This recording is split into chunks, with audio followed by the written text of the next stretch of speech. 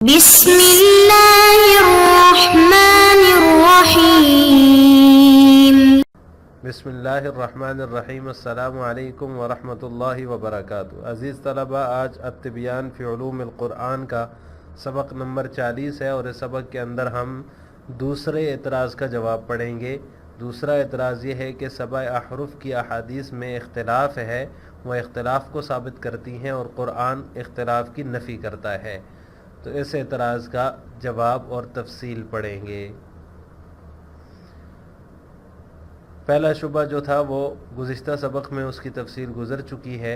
آج دوسرا شبہ جو ہے کہ بعض حضرات یہ کہتے ہیں کہ 7 حروف پر نزول قرآن کی جتنی بھی احادیث ہیں ان احادیث سے اختلاف ثابت ہوتا ہے، یا پھر وہ احادیث اختلاف کو ثابت کرتی ہیں، جبکہ خود قرآن کریم جو ہے وہ اختلاف کی نفی کرتا ہے۔ تو یہ تو تناقض ہوا۔ تو ہم قرآن و حدیث میں سے کس کی بات مانیں؟ قرآن کی بات مانیں یا حدیث کی مانیں؟ یہ اعتراض ہے۔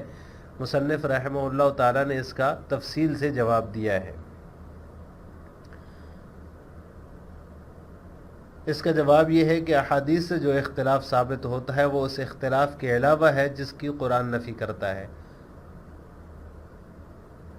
افلا يتدبرون القرآن ولو كان من عند غیر اللہ لوجدوا فیہ اختلافا کثیرا۔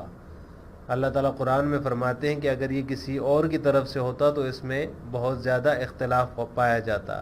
یہ اللہ تعالیٰ کا کلام ہے، اس میں اختلاف نہیں ہے، گویا کہ قرآن اختلاف کی نفی کر رہا ہے۔ اور حدیث جو ہے جس کے جو نزول علی 7 احرف کی جو حدیث ہے اس میں اختلاف ثابت ہو رہا ہے اس سے کہ کوئی کسی ایک حرف پر جو ہے یہ نازل نہیں ہوا، بلکہ 7 حروف پر، مختلف حروف پر یہ نازل ہوا ہے، تو لہٰذا یہ اختلاف ہوا۔ تو مصنف رحمہ اللہ یہ فرماتے ہیں کہ یہ جو قرآن اختلاف کی نفی کر رہا ہے اس آیت کے اندر، یہ اس اختلاف کے علاوہ ہے جو احادیث سے ثابت ہو رہا ہے۔ احادیث میں اختلاف جو ہے وہ تنویع کے معنی میں ہے، اور قرآن اپنے احکام، معانی، تعلیمات میں تناقض کی نفی کرتا ہے۔ یعنی قرآن کریم کے جو احکامات ہیں، جو معانی ہیں، جو تعلیمات ہیں، ان میں کسی قسم کا اختلاف نہیں ہے۔ یعنی یہ نہیں کہ ایک جگہ ایک حکم دیا تو دوسری جگہ وہ حکم ادھر ہی ہے، دوسری جگہ دوسرا حکم دے دیا، ایسا نہیں ہے۔ معنی ایک جگہ اور ہو رہا ہے، دوسری جگہ اور ہے، حالانکہ ایسا نہیں ہے۔ تعلیمات میں بھی فرق نہیں ہے، ایک جیسی تعلیمات ہیں۔ تو تناقض کی نفی جو ہے وہ اپنے احکام، تعلیمات اور معنی میں قرآن کر رہا ہے کہ اس کے معنی میں، اس کے احکام میں، اس کی تعلیمات میں کسی قسم کا اختلاف نہیں ہے۔ تلفظ اور ادائیگی میں جو ہے وہ تنویع موجود ہے، یعنی اس میں تنوع موجود ہے تلفظ اور ادائیگی میں، یعنی اس کا تلفظ جو ہے وہ مختلف طریقوں سے کیا جا سکتا ہے، اس کی ادائیگی مختلف طریقوں سے کی جا سکتی ہے۔ تو لہٰذا جو اختلاف احادیث سے ثابت ہوتا ہے وہ تلفظ اور ادائیگی کا ہے، وہ تنویع کا اختلاف ہے، اور جو قرآن جس اختلاف کی نفی کر رہا ہے وہ احکام، معنی اور تعلیمات میں تناقض کی نفی کر رہا ہے۔ تو لہٰذا وہ اختلاف الگ ہے، اور قرآن کریم جس کی نفی کر رہا ہے وہ اختلاف الگ ہے۔ اس اعتراض کے جواب کے بعد مصنف رحمہ اللہ تعالیٰ نے کچھ علماء کرام کے اقوال کا خلاصہ ذکر کیا ہے۔ ان میں سے سب سے پہلا جو ہے وہ شیخ شہاب الدین ابو شامہ رحمہ اللہ تعالیٰ کا ہے۔ وہ فرماتے ہیں کہ مصحف عثمانی میں جمع شدہ کلام کیا وہ ان تمام حروف پر مشتمل ہے جن پر قرات کی گئی ہے، یا اس میں سے صرف ایک حرف کا وجود ہے؟ یعنی جو جمع شدہ کلام ہے مصحف عثمانی میں، جو قرآن کریم کو جمع کیا گیا ہے، وہ ان تمام حروف 7 پر مشتمل ہے جن پر قرات کی گئی ہے، یا اس میں سے صرف ایک حرف کا وجود ہے؟ تو قاضی ابوبکر رحمہ اللہ تعالیٰ کا خیال یہ ہے کہ وہ تمام حروف کو شامل ہے۔ علامہ طبری رحمہ اللہ تعالیٰ کے نزدیک مصحف عثمانی صرف ایک حرف پر مشتمل ہے۔ علامہ زرکشی رحمہ اللہ تعالیٰ فرماتے ہیں کہ بعض متاخرین علماء کا یہ کہنا ہے کہ ان تمام 7 قراتوں کا رسول اللہ صلی اللہ علیہ وسلم سے ثابت ہونا صحیح ہے، جنہیں قراء 7 نے پڑھا ہے، اور اسی پر حضرت عثمان رضی اللہ تعالیٰ عنہ نے مصحف قرآنی کو جمع کیا۔ یعنی جو 7 قراتیں ہیں، یہ 7 قراتیں مصحف عثمانی میں موجود ہیں۔ اسی پر حضرت عثمان رضی اللہ تعالی عنہ نے مصحف عثمانی کو جمع کیا اور یہ 7 قراتیں ان قراء کرام کی اختیار کردہ ہیں، کیونکہ ان میں سے ہر ایک نے اپنی روایت اور علم کے مطابق اپنے نزدیک جو اچھا، بہترین اور احسن طریقہ قرات تھا اس کو اختیار کیا ہے، اور اسی طریقے کو انہوں نے لازم پکڑا اور اسے روایت کیا، اسے پڑھا، تو وہ قرات اس کے نام سے مشہور ہو گئی اور اسی کی جانب وہ منسوب کر دی گئی کہ اسی کی جانب اس کی نسبت کر دی کہ فلاں بندے کی یہ قرات ہے، جیسے کہ کہا جاتا ہے نافع کی قرات، ابن کثیر کی قرات۔ ان قراء میں سے کسی ایک نے بھی دوسرے کی قرات سے منع نہیں کیا اور نہ ہی اسے ناپسند کیا، بلکہ اس کی قرات کو جائز قرار دیا اور اچھا قرار دیا۔ اور اس زمانے میں مسلمانوں کا ان قراء سے جو صحیح طور پر ثابت ہونے والی قراءات ہیں ان پر اعتماد کا جو ہے وہ اعتماد ہے، اور ان پر مسلمانوں کا اجماع ہے کہ یہ سب قراءتیں جو ہے وہ قرآن کریم میں موجود ہیں اور یہ صحیح ہیں، ان کی صحت پر علماء کا اور امت کا اجماع ہے۔ الشبهة الثانية يقولون إن أحاديث نزول القرآن الكريم على 7 أحرف تثبت الاختلاف مع أن القرآن نفسه ينفي الاختلاف بقوله تعالى أفلا يتدبرون القرآن ولو كان من عند غير الله لوجدوا فيه اختلافا كثيرا وذلك تناقض ولا ندري أيهما الصادق. الجواب إن الاختلاف الذي تثبته الأحاديث غير الذي ينفيه القرآن، وعلى هذا كلاهما صادق، إذ أن الاختلاف الذي تثبته الأحاديث فيما يتعلق بطرق الأداء والنطق بألفاظ القرآن في دائرة محدودة لا تعدو 7 أحرف، وبشرط التلقي فيها كلها عن النبي صلى الله عليه وسلم، فعلى هذا يكون الاختلاف في الأحاديث بمعنى التنويع، أما القرآن فينفي التناقض بين أحكامه ومعانيه وتعاليمه ومع ثبوت التنويع في التلفظ والأداء.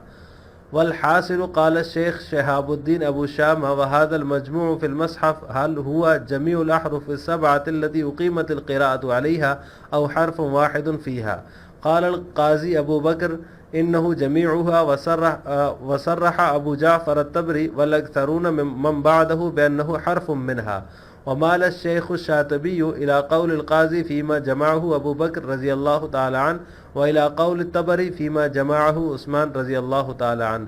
قال الزركشي رحمه الله في البرهان قال بعض المتأخرين القراءات السبع التي قرأها القراء السبعة كلها صحت عن رسول الله صلى الله عليه وسلم، وهو الذي جمع عليه عثمان رضی اللہ تعالی عنہ المصحف، وهذه القراءات السبع اختیارات اولئک القراء، فإن كل واحد منهم اختار فيما روى وعلم وجهة من القراءة ما هو الأحسن عنده، ولازم طریقة منها ورواها وقرأ بها واشتهرت عنه ونسبت إليه، فقيل حرف نافع وحرف ابن كثير، ولم يمنع واحد منهم حرف الآخر ولا أنكره بل صوغه وحسنه إلى أن قال وقد أجمع المسلمون في هذه الأعصار على الاعتماد على ما صح عنهم، وكان الإنزال على الأحرف السبعة توسعة من الله ورحمة للأمة، إذ لو كلف كل فريق منهم ترك لغته والعدول عن عادة نشأوا عليها من الإمالة والهمز والتليين والمد وغيره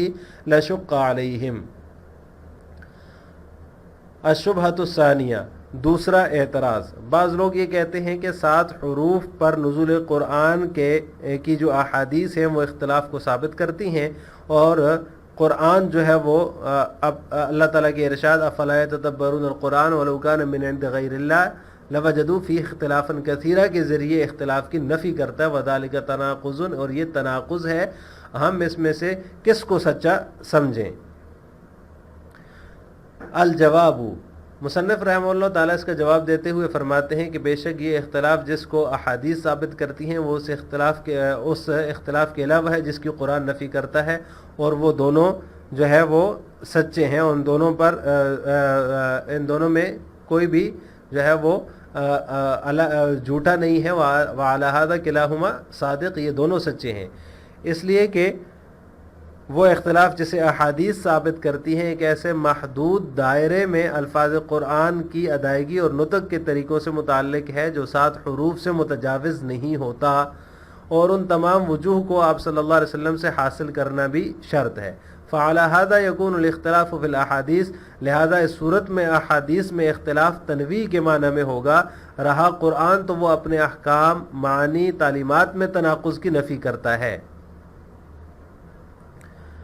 تنویع میں یعنی تلفظ اور ادائیگی میں تنویع اس کے اندر بھی موجود رہتی ہے.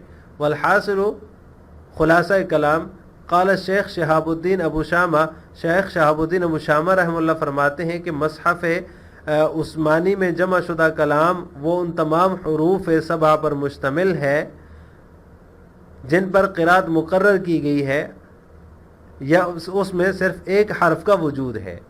تو قاضی ابو بکر رحمہ اللہ فرماتے ہیں کہ یہ مصحف تمام حروف کو شامل ہے، اور ابو جعفر الطبری رحمہ اللہ اور اس کے بعد کے اکثر علماء نے اس بات کی تصریح کی ہے کہ مصحف عثمانی صرف ایک حرف پر مشتمل ہے.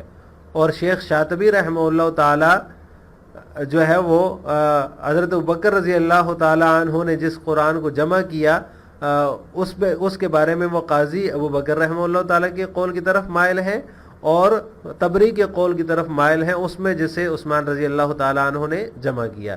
زرکشی رحمہ اللہ اپنی کتاب البرہان میں فرماتے ہیں کہ بعض متاخرین علماء کا کہنا ہے کہ ان تمام 7 قراتوں کا رسول اللہ صلی اللہ علیہ وسلم سے ثابت ہونا صحیح ہے، اور حضرت عثمان رضی اللہ تعالی عنہ نے مصحف قرآنی کو جمع فرمایا ہے جن قراتوں پر انہیں قراء سبع نے پڑھا ہے، اور یہ 7 قراتیں ان قراء کرام کی اختیار کردہ ہیں. ان میں سے ہر ایک جو ہے اس نے اپنی روایت اور علم کے مطابق اپنے نزدیک بہتر طریقہ قرات کو اختیار کیا. وَلَزِمَ طریقۃ مِنْهَا وَرَوَاهَا وَقَرَأَ بِهَا، اور پھر اس نے قرات کے ایک طریقے کو لازم پکڑا، اسے روایت کیا اور اسے پڑھا، تو وہ قرات اس کے نام سے مشہور ہوگی. وَنُسِبَتْ إِلَيْهِ، اور اسی کی جانب منسوب کر دی گئی. چنانچہ کہا جاتا ہے یا کہا جانے لگا کہ نافع کی قرات، ابن کثیر کی قرات، اور ان میں سے کسی نے بھی ایک دوسرے کی قرات سے منع نہیں کیا اور نہ ہی اسے ناپسند کیا، بلکہ اسے جائز قرار دیا اور اچھا قرار دیا.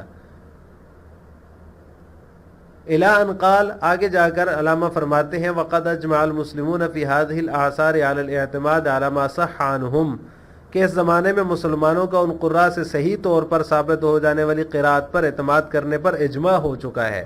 وَكَانَ الْإِنزَالُ عَلَى الْأَحْرُفِ السَّبْعَةِ تَوْسِعَةً مِّنَ اللَّهِ وَرَحْمَةً لِلْأُمَّةِ، اور قرآن کریم 7 حروف پر نازل کرنا اللہ کی طرف سے امت پر وسعت اور رحمت کی وجہ سے تھا یا رحمت کی وجہ سے ہے. کیونکہ اگر ہر قوم کو اپنی لغت کو چھوڑنے اور امالہ، حمزہ، لین اور مد وغیرہ کرنے کی اس عادت سے پھرنے کا مکلف بنا دیا جاتا جس پر ان کی پرورش ہوئی تھی، نشأوا علیہا، جس پر ان کی پرورش ہوئی تھی، تو لشق علیہم، تو یہ معاملہ ان پر دشوار ہو جاتا. لہٰذا آج کے سبق کا خلاصہ یہ ہوا کہ ہم نے مصنف رحمہ اللہ تعالیٰ نے جو 2 اہم شبہات ذکر کیے ہیں ان میں سے دوسرا شبہ یہ تھا کہ احادیث جو ہے وہ اختلاف کو ثابت کرتی ہیں جبکہ قرآن اختلاف کی نفی کرتا ہے. اس میں سے ہم کس کی بات مانیں، قرآن کی بات مانیں یا احادیث کی بات مانیں؟ تو اس شبے کا جو ہے وہ تفصیلی جواب مصنف رحمہ اللہ تعالیٰ نے ذکر کیا ہے کہ وہ اختلاف الگ ہے جو احادیث سے ثابت ہوتا ہے یا احادیث جس کو ثابت کرتی ہیں اس اختلاف سے جس کی قرآن نفی کرتا ہے. السلام علیکم ورحمۃ اللہ وبرکاتہ.